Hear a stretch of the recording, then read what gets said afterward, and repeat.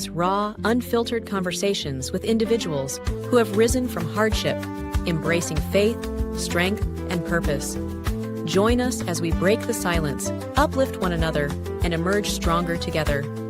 New episodes air Wednesdays at 6 p.m. English and Saturdays at 6 p.m. with select Saturdays in Creole for our Haitian audience.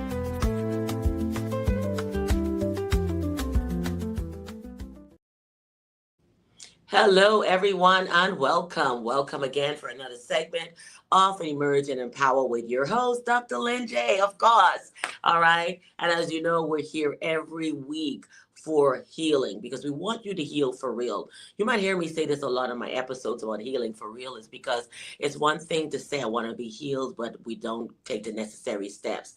It's one thing to talk about it, but not take the steps to get help to go beyond what you've unlocked. Because once you unlock certain things, it's not a pretty place to be. It's rather uncomfortable, even when it is time to share it with others. So this platform continues to have you to allow you to voice, all right, without judgment.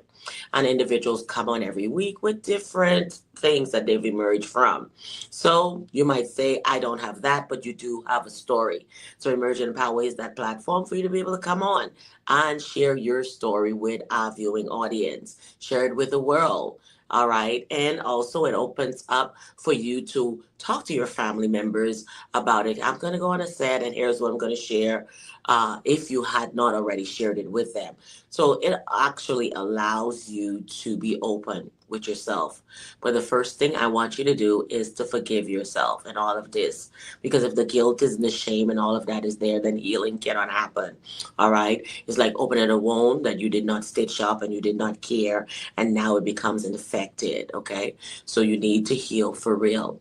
So that's what Emerge and Empower is about. Simply put, come on here, share your story, and let's emerge stronger each and every day. So you know what I'm going to tell you to do. Go ahead and subscribe if you haven't subscribed already. Go ahead and view, like, share all your groups, Facebook, WhatsApp, whatever you have, share it. And if you don't have anything on social media, you can still share the link because you're watching me today. Obviously, you're watching from something. So you can go ahead and share it. And if someone does not have said device, YouTube is shareable. You can share any of the episodes from YouTube with individuals, even if they don't have Facebook, TikTok, Instagram. But YouTube link is shareable on any platform or via text message. So let's continue healing together. Pull that person up out of the rut and say, it's time to heal. There's something I want you to watch. Come and see what is being done on Emerge and Empower. Well, the next thing I want to remind everyone of is we have a six-week conference that is coming up from August 5th to September 9th. August 5th to September 9th, where we're having a panelist of people. If you have a story to tell, it would not be a one-on-one interview. Some people like more panel setting, so they don't feel like they're the only one. So you have that opportunity to come in because I will be releasing my third book in the series, She Mergent. This one is called Unholy at the Table. Yes. You heard it. Unholy at the table. So I'm going to share a little bit more of my life. As you know, that is what I bring in. But also, we will also bring a continuation of that book, which is a workbook that you can use on many platforms, seminaries, teaching with your church. That is called The Table Restored. Because if we have unholy at the table, now we have to also talk about the restoration of it all.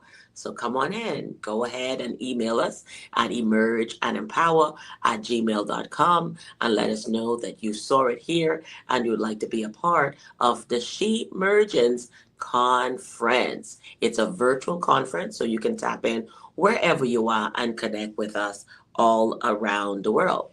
So we're going to take a break and we will be right back for our guests that will be sharing here on today. Remember when coffee was just coffee? A routine sip, part of the 2 billion cups consumed daily, enough to fill an Olympic swimming pool every 3 minutes. Same old flavor, same old routine. For centuries, 75% of coffee drinkers have settled for mediocrity, masking the taste with sugar, syrups, and overpriced add-ons. But what if coffee didn't just promise to be amazing? What if it actually was? Introducing Alive Coffee, the first coffee that tastes as good as it makes you feel. Meet the coffee that thinks beyond the cup. Bold, smooth, alive. Made from expertly roasted top-quality beans, Alive Coffee is smooth, rich, and shockingly delicious. Stop drinking May, start drinking Alive. The coffee that delivers just like the 90% who won't start their day without it. Alive Coffee. Wake up, take over. Feel alive. So on today, we will be bringing our guest that is none other than Leanna. And Leanna is a faith-led hypnotherapist and trauma recovery specialist with over a decade of experience helping clients heal anxiety, addiction, and emotional pain at the root. She blends subconsciousness reprogramming with spiritual insight to guide lasting transformation and inner peace. In this episode, Leanna shares how true healing begins beneath the surface by addressing the beliefs, wounds, and patterns stored deep within. Her approach offers a compassionate path to freedom, clarity, and emotional wellness for everyone ready to break the cycle and reconnect with their true self. Everyone, let's welcome Leanna to the set. Leanna, welcome to Emerge and Empower on today. Thank you so much, Dr. Lynn. I'm so happy to be here. I'm excited to share and just let the conversation go, and in hopes for someone that needs it, will hear it and start their healing journey.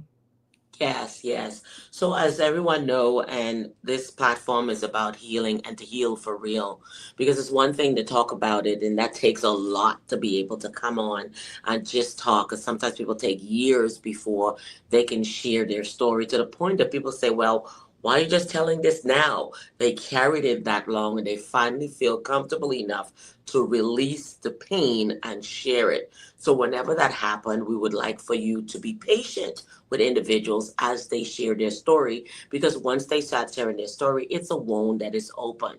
Your reaction, all right, can really make an impact on their lives. So Leanna, we're going to dive right in. Introduce yourself to our audience and tell them a little bit about yourself. Yeah, thank you. My name is Leanna Lapidus, and I'm a hypnotherapist. I heal the rooted underlying emotional hurt from childhood. I believe that most of our trauma stems from childhood and how we interpreted that situation that we were experiencing, and we plant the seed in our subconscious mind, in our being, and then that seed basically grows throughout our lifetime and becomes our identity. Our traumatic experience creates these limiting beliefs, ideas about what we deserve or who we are, and it becomes our truth.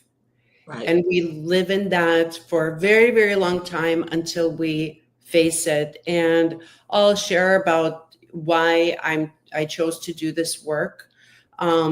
Really is because I healed, and I believe that healing is possible for everyone. Mm-hmm.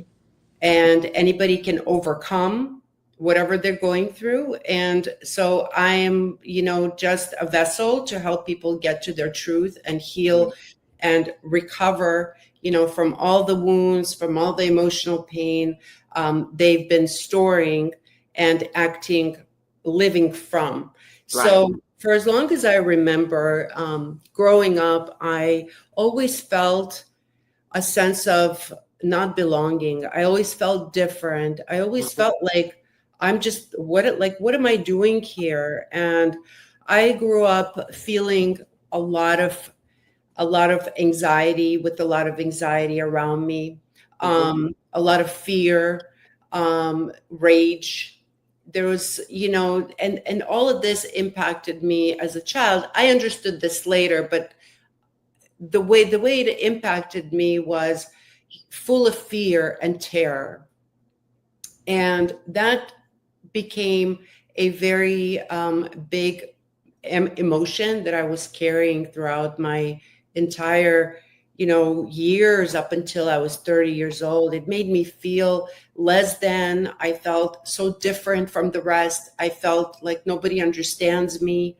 I had very low self-esteem because of that, because of living in that environment. And, that created a very dark place inside of me where I just lived and isolated a lot.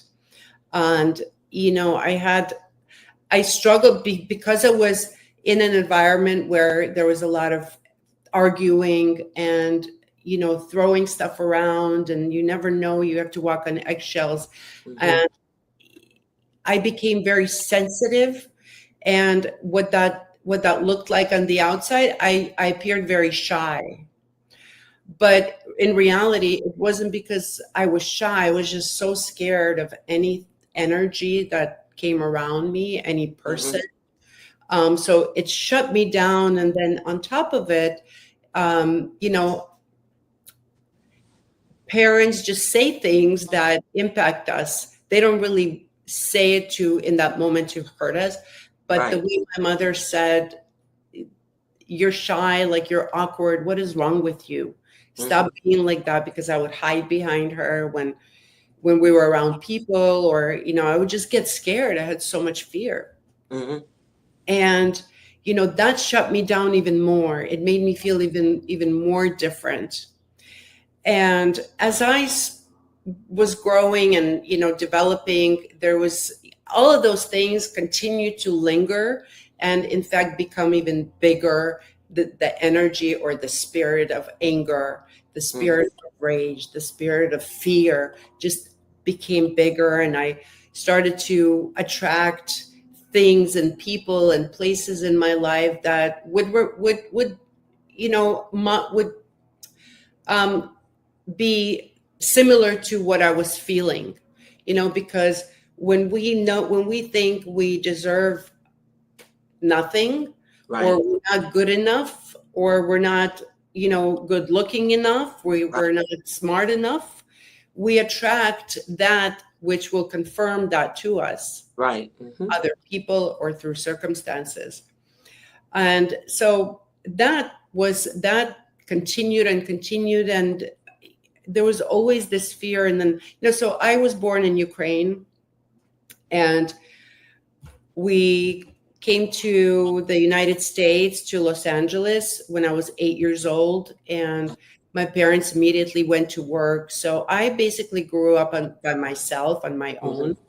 I went to my elementary school, I walked there and back, 8 years old, and cooked dinner and prepared. So I didn't really have any kind of, compassion or communication or acknowledgement of anything. They didn't know what homework I did. We were kind of busy, figuring out how to live life in a new place. And my father struggled with alcoholism, and that's where, he became someone who he's not. The spirit of addiction and alcoholism kind of took over, and it made him be the way he was, rage. And then my mother was full of fear. So I took in both of those, and both of those very opposite, but you take on what you're around. And, I became that. You become the product of your environment. That's right. And until much later, is when I started working on myself. I had a lot of just negative things happen over and over. It was just like a domino effect. And I understand why now, and I'll get into that later, but it was just attracting the same thing over and over in different people, in different situations. But the feeling felt similar, like nothing good can ever happen to me. I am different. Like I just wrote myself off. Like I don't even belong here. And it was devastating, truly. And, the worst of the worst happened when I was about 19 years old. My mother was diagnosed with ovarian cancer, and that was just so I was numb. I felt like I was paralyzed. Hmm. It's not that we were so close, but it was the only thing I had. Right, right. And the only thing I knew. And that was, and something that I remember feeling and knowing that I just knew that my mother was going to die soon, all my life. And then I was almost afraid of myself, because I thought, if I know these things, then I'm like predicting all these negative things, negative energy, and so that was like a realization, but that helped me turn everything around, and I'll speak on that later. And so my mother went through her sickness, and I was by her side at 19 years old. Didn't really know what to feel and how to feel, right, and what was going to happen, and just like numb, going through the process of taking her to the doctors, and going through that with her. And during that time, I met my husband at the time. Now he's my ex-husband, but he came into my life, and he basically like that was my way out. Okay. That was my way That was out. your escape. That was my escape out of fear. Yeah. Because it just happened so fast, and I didn't know, but he had a heroin addiction that I didn't even understand. Like, I knew alcohol, but I didn't understand what heroin was. And so I just went into the arms of that, and I was pregnant 4 months at the time when my mother passed. Wow. So that was devastating and traumatic. And my condolences to you on that as well. Oh my goodness, thank you. This was years ago. This was already 32 years. My son is 32.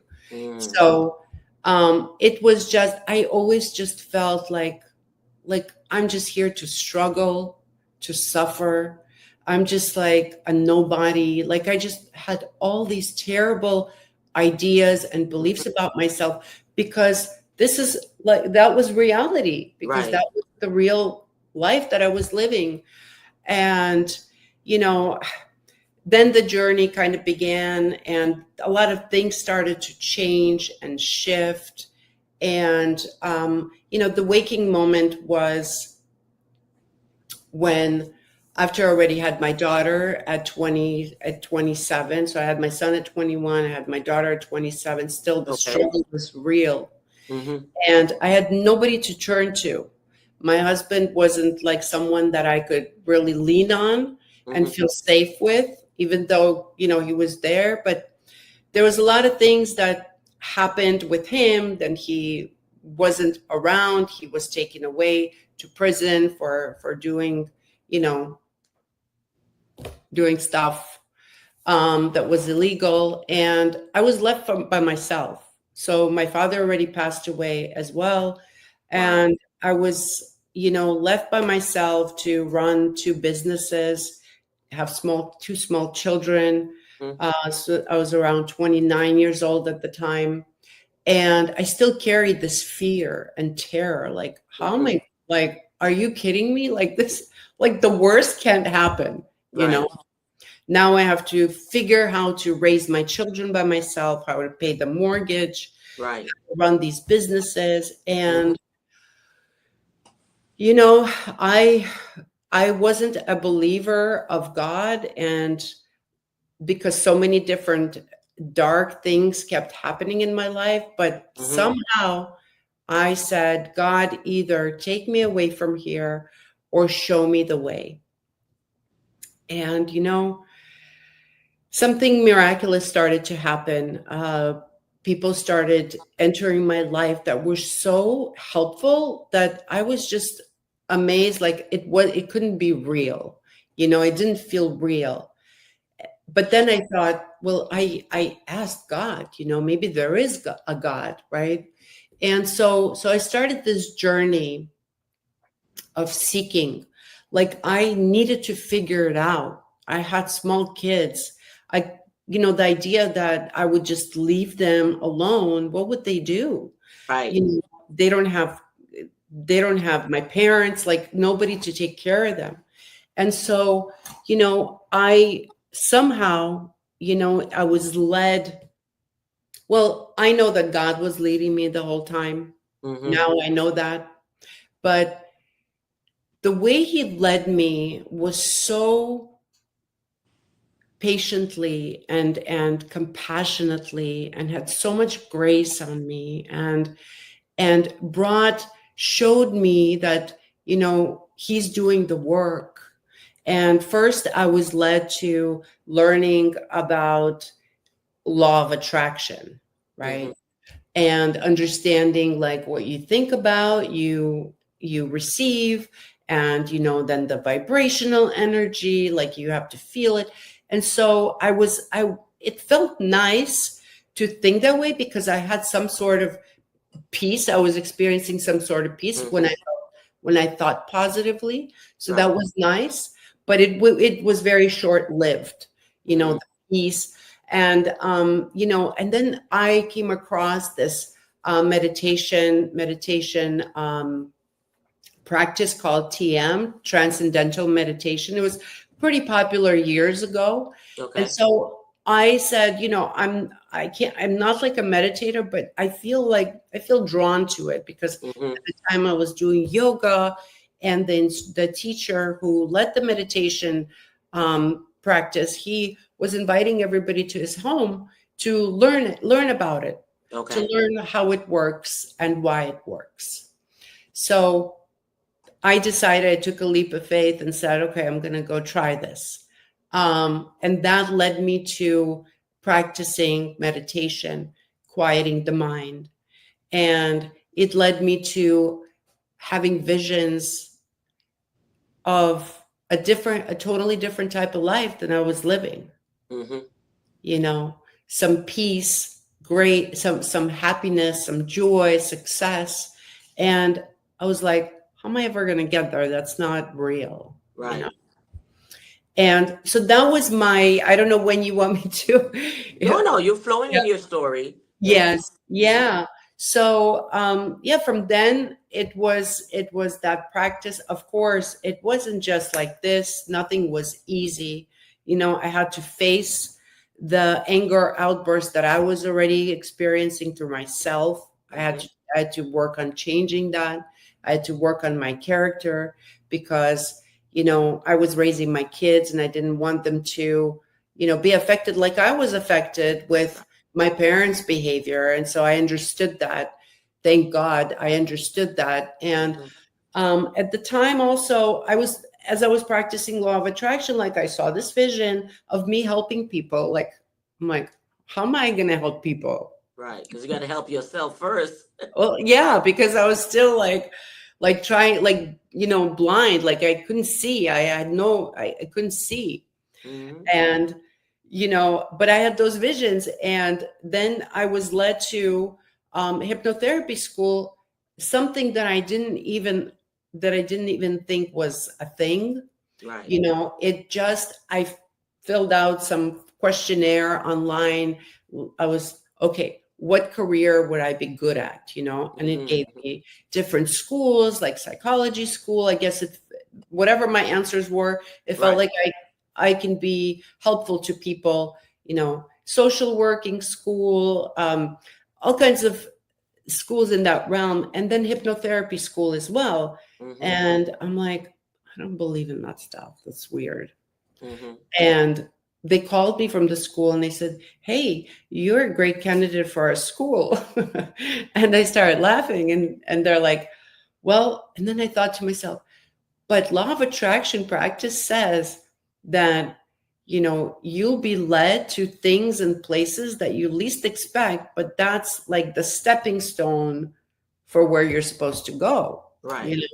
Because in reality, you needed all the things that you were searching to help others. you actually need it yourself. And in so doing, because some people, here's what happened is, I would like to help others in this. Then there's something here. Why? Yeah. Why? Like, why do you feel you need to help people in this? Do you see yourself? Do you see your problem? What is it that you are dealing with? Because to help someone, you have to understand, That's right. okay, what they're going through. And when we push to our why, is because of the why not, because I need it. I will learn too. I will grow too. All right. So some people heal by doing. Let's put it that way. You Oh, actually yeah. have to start, okay, I'll do this because this will help people. Why? Because in truth, you're saying that to yourself. I need this help. Yes. Yes, that is very true. Mhm. That's true. And I wanted to help people, and I had this like grounding energy about me, and I wanted to do that. Like, but I didn't know how am I going to do that if I can't even like control myself, you know? Mhm.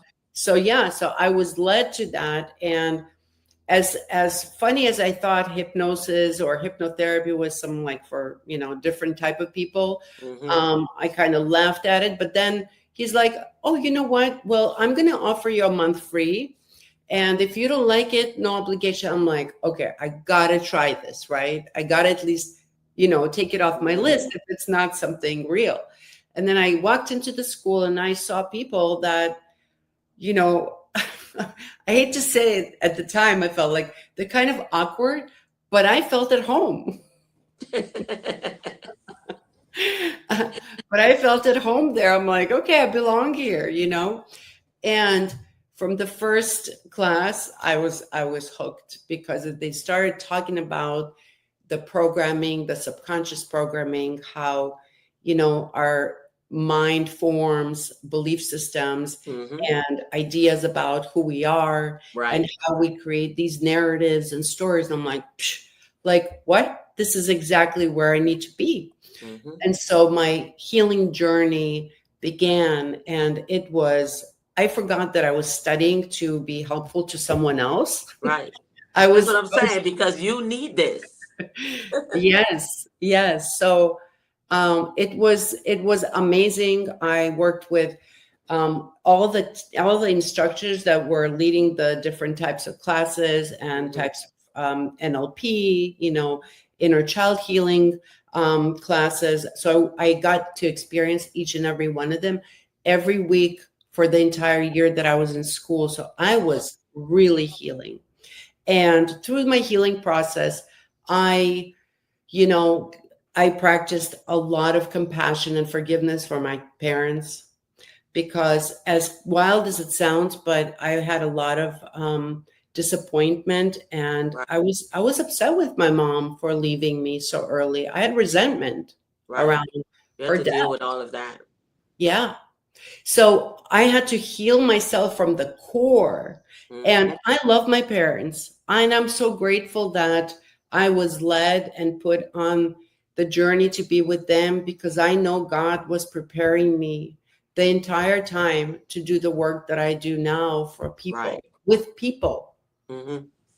So I had to face my demons, right? I had to face the fact that I don't like some of my characteristics. Right. I don't like that I react in anger.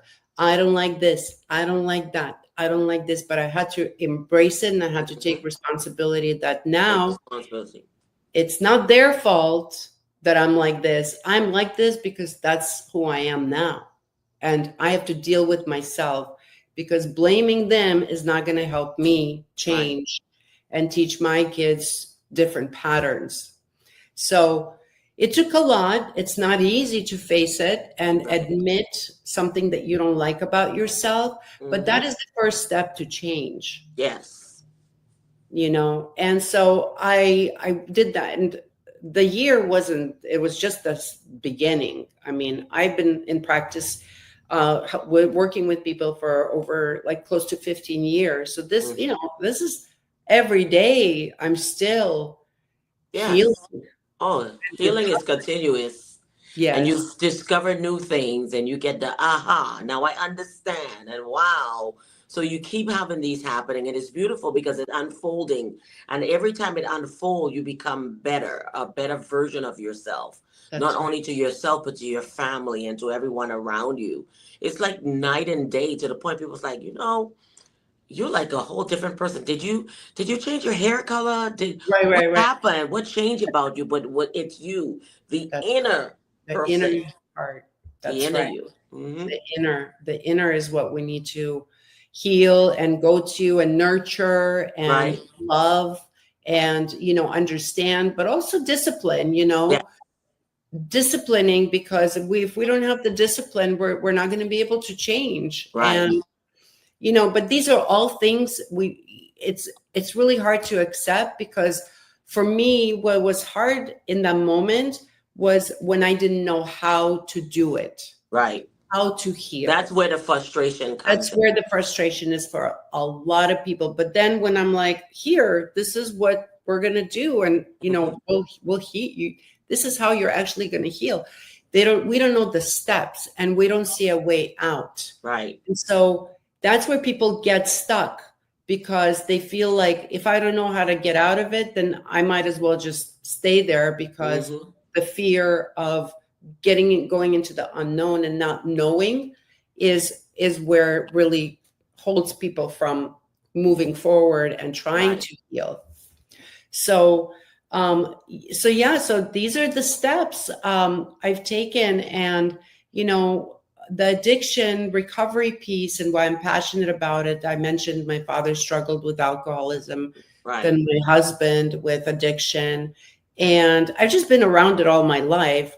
And then when my son was struggling, I looked at addiction very differently until it was my child. Right. I was angry at it.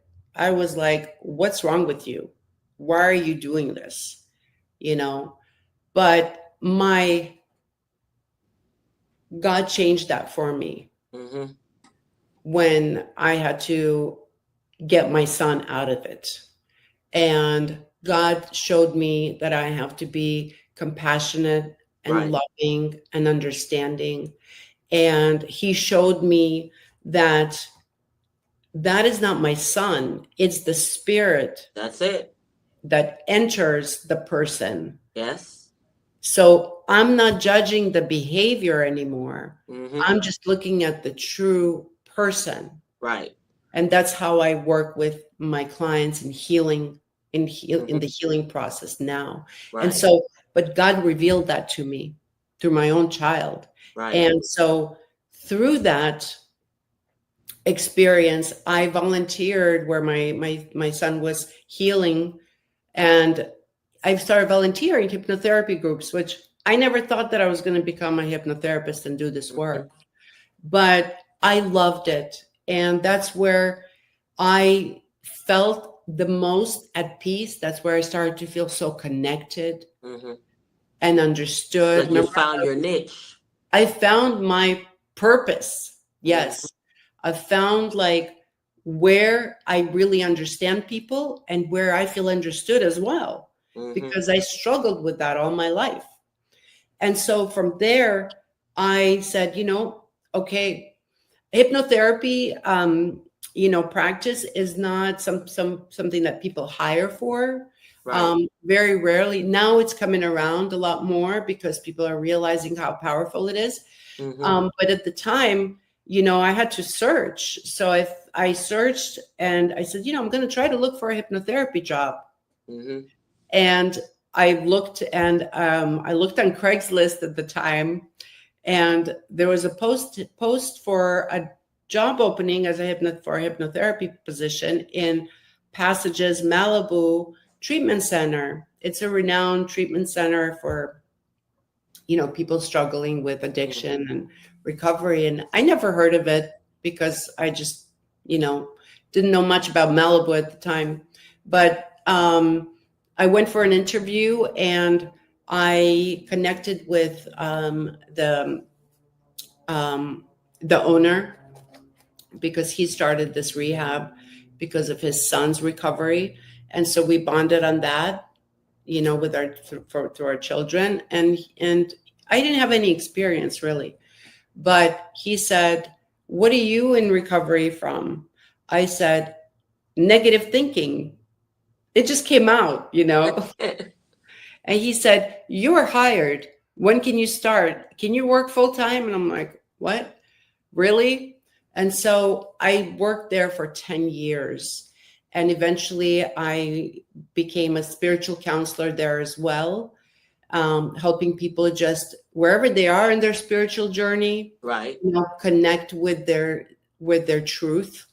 And so, yeah, here I am, in practice, and I help people, and people come to me with all kinds of things, that they're struggling with, Right. from addiction to depression to anxiety to, relationship issues. And Right.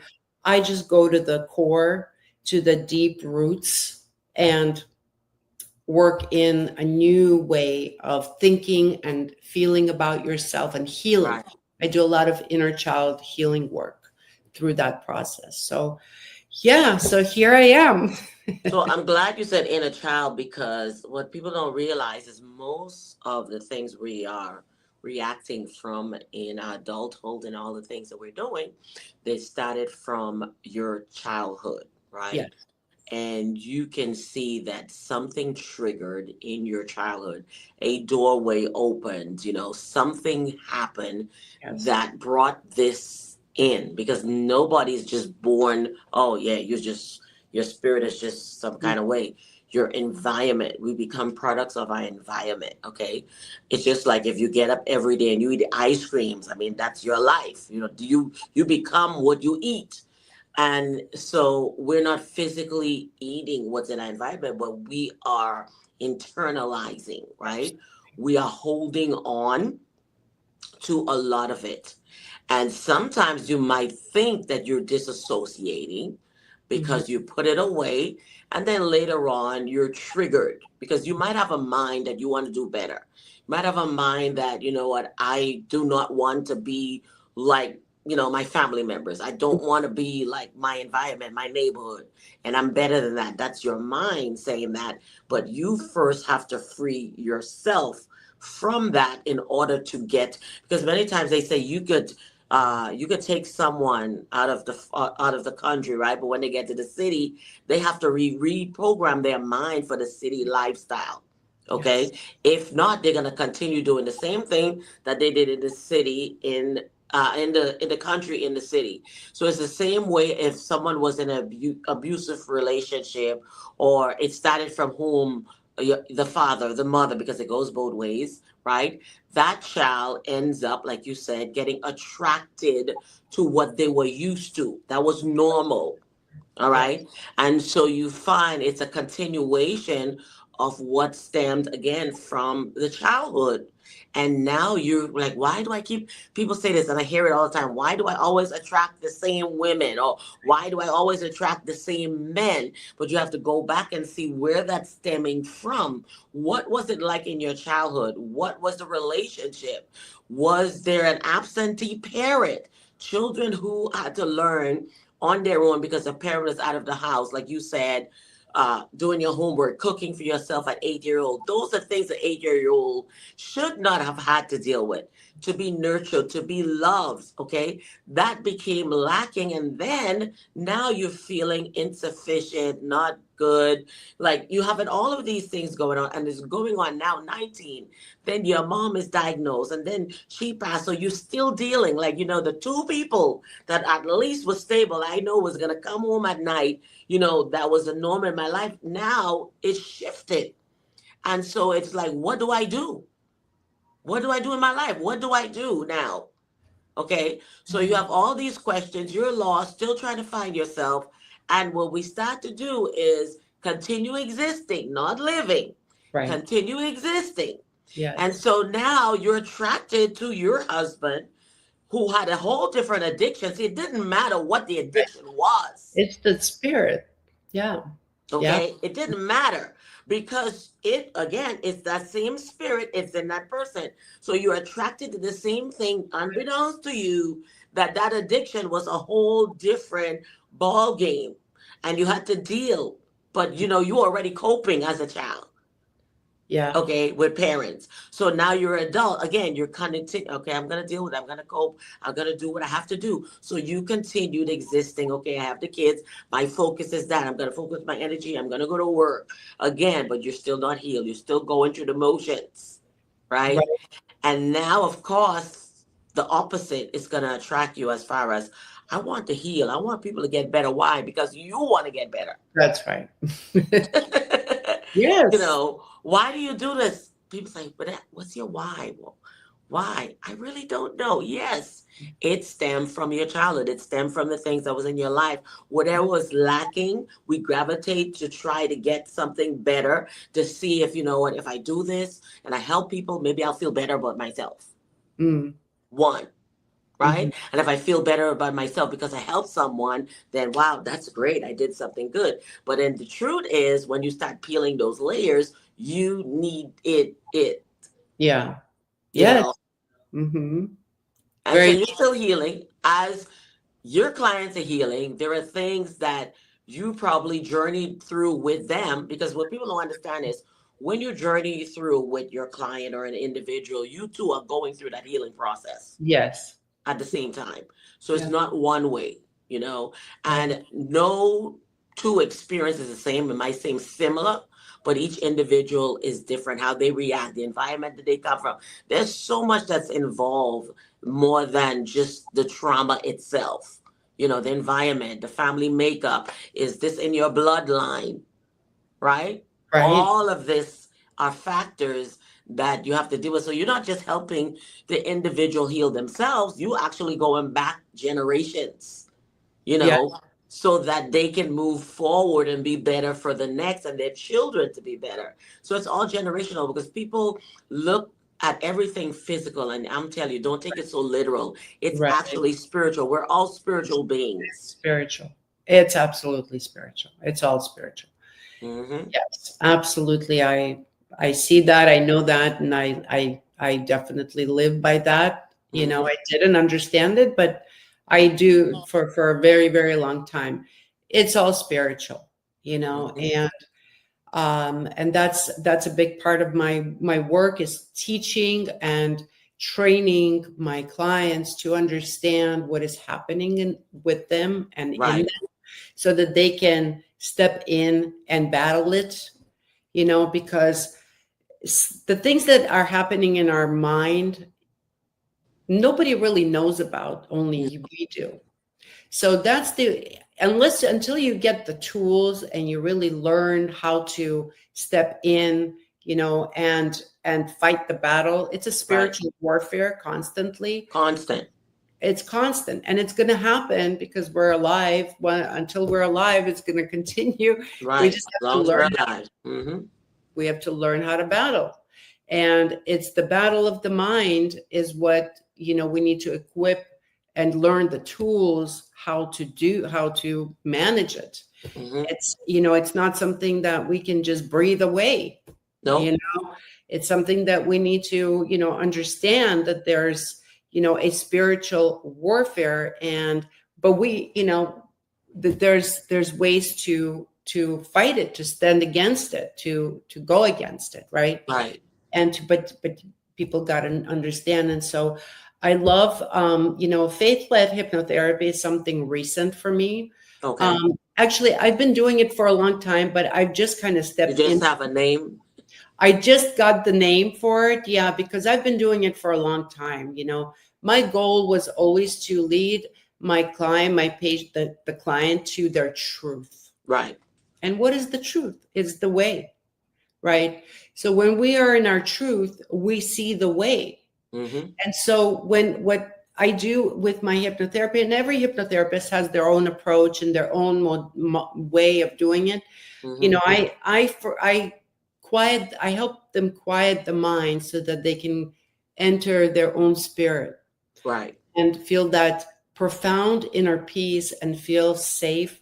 And when they're in there, they see things completely different on the outside of in their life. Right. So they're able to really understand the war and the battle that they're going through internally, because once they're in that place of truth. Mm-hmm. I help them see their fear, like literally through an image. I mean, they have an image of it. They have the energy, the size, the color, and they're able to see it. So they're feeling more empowered.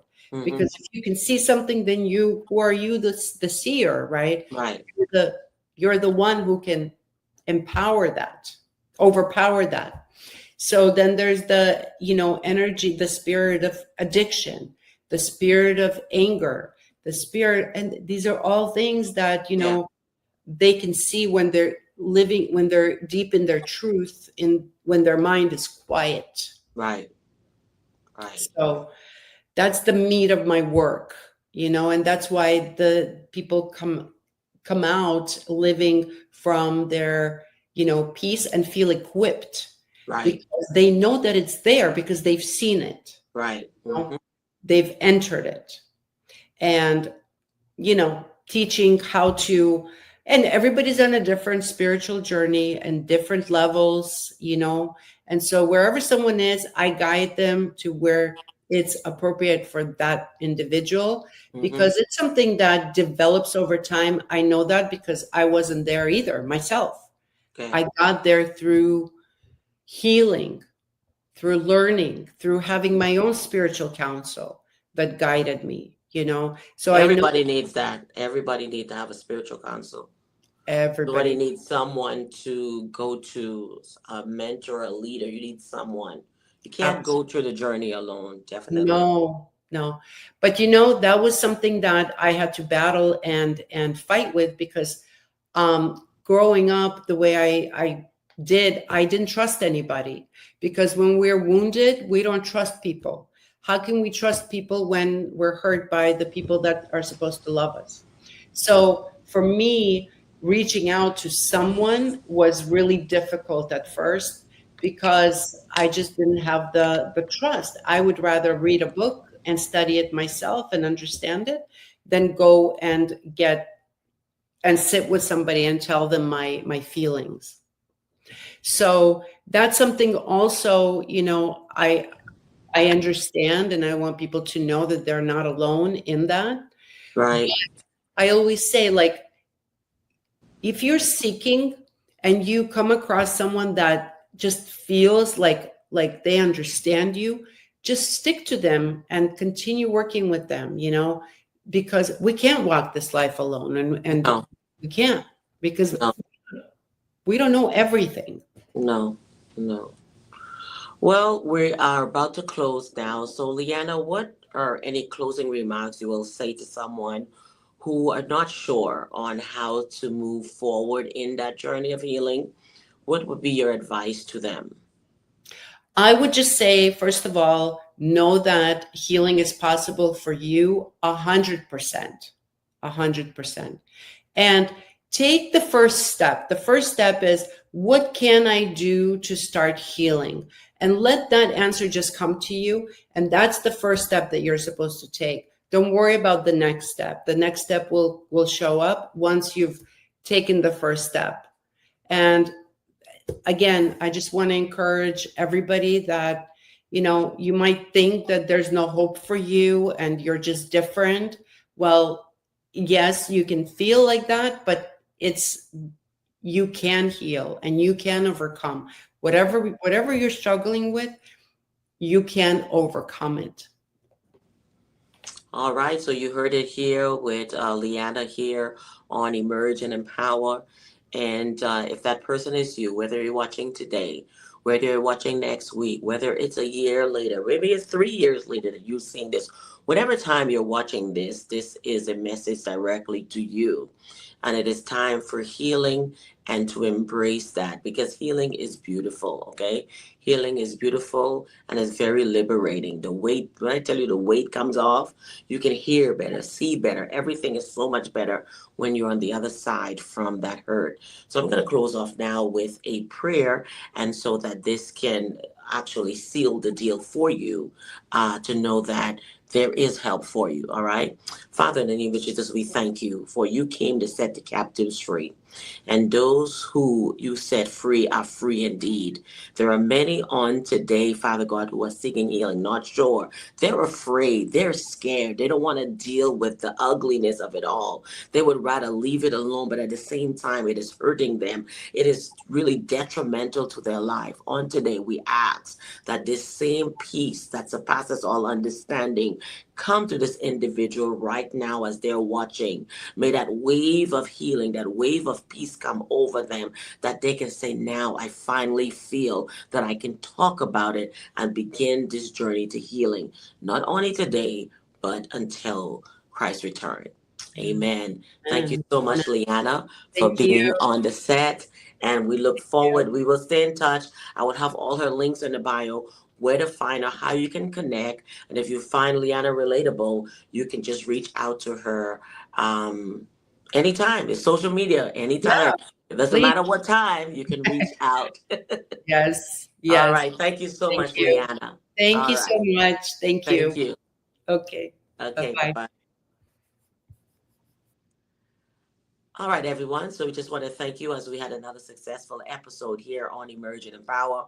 And we want to thank you once again for watching. Don't forget to share, subscribe, and just, heal. It's time to heal. Let's do this for real. Do not end 2025 with shoulda, coulda, woulda. Just get it done. Let's start now. There are people available to help you. If there aren't any in your community, there are people online. There are groups. There's help. All right. There's help out there, and you are not in this alone. So bye-bye for now. Until next week. Remember when coffee was just coffee? A routine sip, part of the 2 billion cups consumed daily, enough to fill an Olympic swimming pool every 3 minutes. Same old flavor, same old routine. For centuries, 75% of coffee drinkers have settled for mediocrity, masking the taste with sugar, syrups, and overpriced add-ons. But what if coffee didn't just promise to be amazing? What if it actually was? Introducing Alive Coffee, the first coffee that tastes as good as it makes you feel. Meet the coffee that thinks beyond the cup. Bold, smooth, alive. Made from expertly roasted top-quality beans, Alive Coffee is smooth, rich, and shockingly delicious. Stop drinking May, start drinking Alive. The coffee that delivers just like the 90% who won't start their day without it. Alive Coffee. Wake up, take over.